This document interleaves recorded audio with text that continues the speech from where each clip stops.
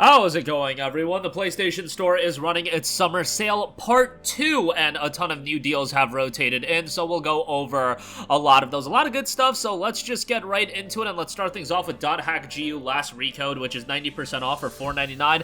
An RPG franchise that I constantly go to bat for. It definitely has some quirky elements to it, and obviously this series did originate on the PlayStation 2, so keep your expectations in line. It's not like this is a full remake or anything like that. It's a visual upgrade for sure, but you know, PS2 games gonna be PS2 games. Really enjoyed the story out of these games. The character roster I thought had a lot of depth to it, and the gameplay is enjoyable. Does it get a little bit repetitive? Sure, and there's a lot of reused assets and locations and things like that, but overall I still think it's a really solid RPG, and for $4.99 I think it's a great buy, and you get a lot of content for your dollar, so would say that this is a pretty good pickup at this price of sub $5. Next up, we have Strider, which is 80% off for $2.99. Man, if you're a fan of throwback platformers, Strider's gonna be a franchise that you really enjoy. It's not a franchise that I got into when it initially was popular, but I played this version when it came out back in 2014. It may have even been a PlayStation Plus Essential title, if I recall correctly, when it came out,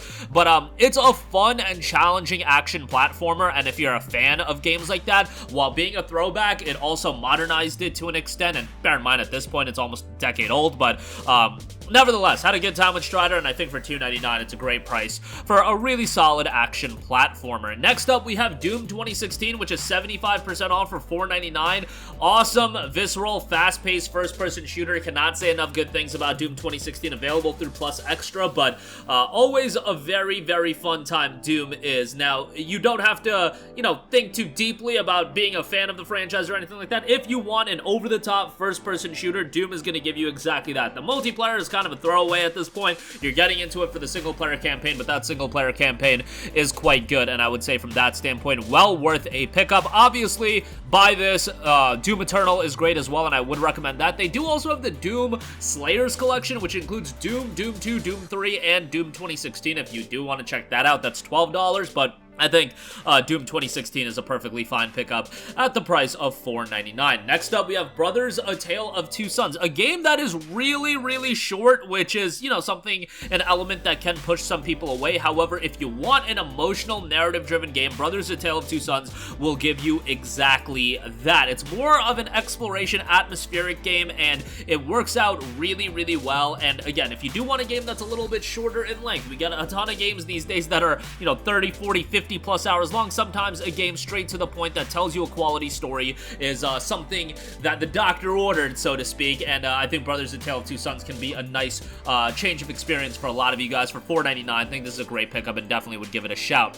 Next up, Guacamelee 2, 75% off for $4.99. We talk a lot about Metroidvanias. I mean, it's impossible not to these days with how, you know, robust that genre is, I should say, and how many games the Metroidvania genre has. Unfortunately, with the genre being so packed of high-level games, a lot of them that are good get swept under the rug, and Guacamelee, I feel like, has been one of those. It is a charming as all hell, you know, Metroidvania, great art style, has a bit of comedy to it that adds a nice change of pace.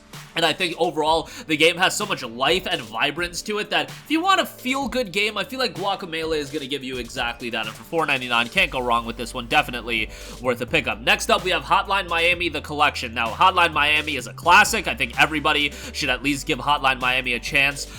You know, definitely not for everyone in terms of it being bloody and things of that nature. Wouldn't be introducing Hotline Miami to a kid, but nevertheless, if you want an over-the-top action title that is also a retro throwback, Hotline Miami is exactly that. And with this collection, you get Hotline Miami 1 and 2.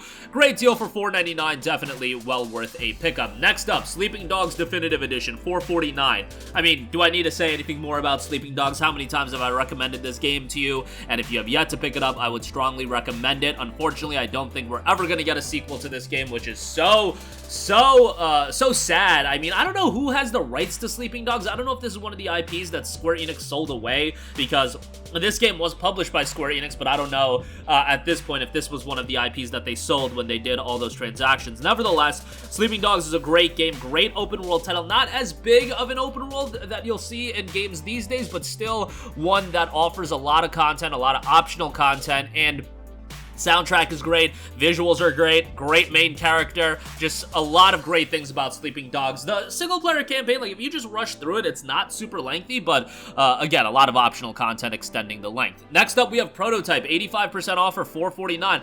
I have fond memories with Prototype, man. It came out back in 2009, and it came out like 2 weeks after Infamous 1, that is, and there was this battle of, like, superhero games coming out in the summer of 09, and it was like, what's gonna be better, Infamous or Prototype? I think, you know, in retrospect, all of us agree, and even at that time, I remember living through the releases of both those games. Infamous was generally considered to be the better game, but Prototype was still solid in its own right. Sweep away the PS2-like visuals, what you get is an incredibly over-the-top superhero game, and emphasis on superhero because this game really makes you feel like an overpowered badass, and I think with superhero games, it's very imperative that they do that, and Prototype really made the player feel like they had a lot of power and a lot of options and a lot of abilities, and you got that in full swing with Prototype. 85% off for $4.49, I would say, is a great buy. One of those franchises that slept on a lot. Who knows? Maybe Microsoft acquiring Activision. I think Activision has the rights to this game as well.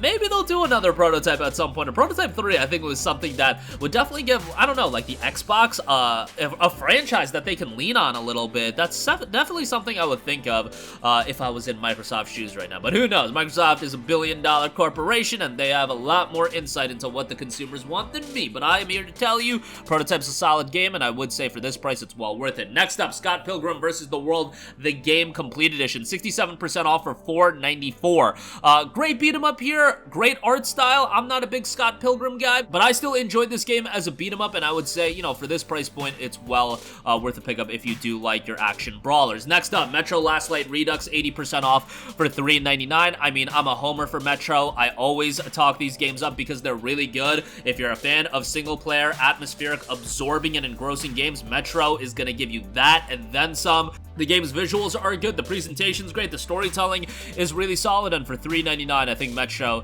is one of those franchises everybody should at least give a shot to. Great price at $4. I would say go play Metro 2033 first, then play the game sequentially. Probably get more out of them that way. Next up, want to give a shout to Cloudpunk, which is 80% off for $4.99. Now, this is a game that I played on PC when it initially came out, and the issue is I think the price point is a little high. $25 is a little bit steep. However, this game has a fantastic visual style, it has a pretty solid story, and it's more of an exploration adventure game, I would say, rather than it being an action-heavy title. Obviously, the gameplay in this game is very simplistic, but you're really going into it for a world that's going to absorb you in, and I think from the visual standpoint, the sound design, those elements do a really good job. Give Cloudpunk a shot at $4.99. It's a great pickup. The initial price was way too high, but at $5, I think it's a game a lot of you can end up enjoying. And lastly, another Metroidvania, SteamWorld Dig 2, another Metroidvania with a ton of charm to it. Gameplay solid, visual style is great and has aged really, really well.